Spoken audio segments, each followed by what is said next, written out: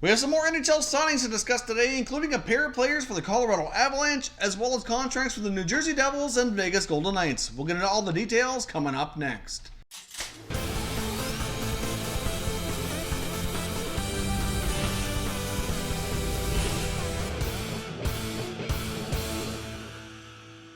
So welcome back here to Top Shelf Hockey. As I mentioned, we have some more breaking news from around the NHL. So we have some more contracts signed here, including some RFAs, as well as an entry-level deal here as well. So let's jump right into her. Let's get started here with the New Jersey Devils coming to terms with 24-year-old left-shot defenseman Will Butcher on a 3-year contract, which will pay him an average annual value of $3.7 million.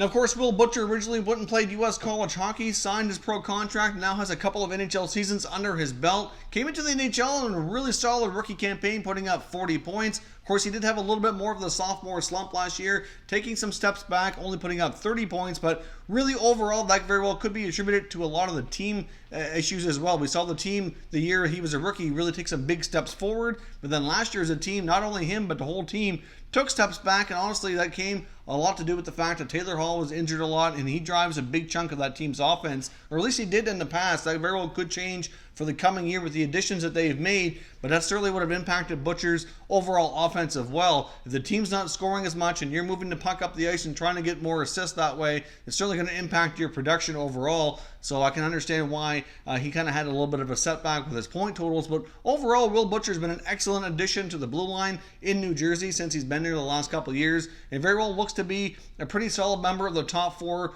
defense core for that team for many years to come. Now, this 3-year contract, the only thing I'm not real crazy about is that it walks him directly to being an unrestricted free agent in 3 years' time. He'll be 27 years old, have 5 years experience, an opportunity to go right into being a UFA. Now, of course, they very well might get him extended ahead of time. He may not test free agency. It's really hard to say, but obviously he's going to be a fairly young free agent, which is kind of a trend we're seeing right now. Players typically are not wanting to lock up as long as they used to. They're kind of opting, instead of getting that long-term security, they want to become unrestricted free agents, betting on themselves that they're going to continue to improve, to really cash in as the salary cap continues to rise and as their stock hopefully continues to rise well into their prime years. But overall, for right now, I do like this contract. I think it's very fair, $3.7 million for what he's done so far and what he's about to do in the next couple of years. I think is going to be great value. I think we'll see Will Butcher continue to improve a lot with the Devils, with the other additions that they have on that blue line like PK Subban. For the coming year, you throw in Sami Vatanen, Damon Severson.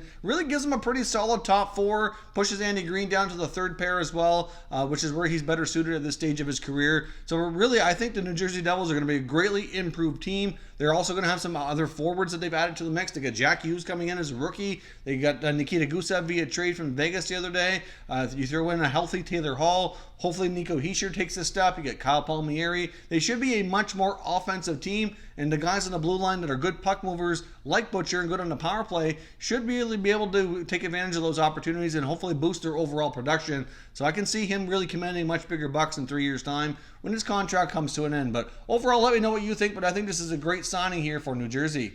The Vegas Golden Knights have come to terms with their 2019 5th-round selection, Marcus Kallionkieli. He's a Finnish-born center iceman who's been playing in the USHL and really had a pretty solid year last year, putting up 53 games and 58 points. It's kind of a little bit unusual to see a player who's a 5th-round pick in the most recent draft already get signed well ahead of their earlier selections here. Overall, obviously, Vegas is very impressed with this player. It looks as though he has some pretty good upside, and we'll be interested to see where he goes from here. But obviously, he's an interesting prospect for Vegas for the future. Now, as I mentioned, the Colorado Avalanche have also have a pair of players that they signed, including forward Vladislav Kamenev, who signed a 1-year contract at $750K. Now, unfortunately, last year his season was cut short due to injuries, but he was expected to make the roster at a training camp and likely will do so again this year, coming up here for the Avalanche. I think he could be a pretty decent bottom 6 center iceman for Colorado. Now, with the other additions that they've made throughout the offseason, their forward group's a little deeper than before, so that very well might impact a little bit what he gets for ice time. But overall, I think he should fit in there and hopefully have a bit of a breakthrough season for Colorado.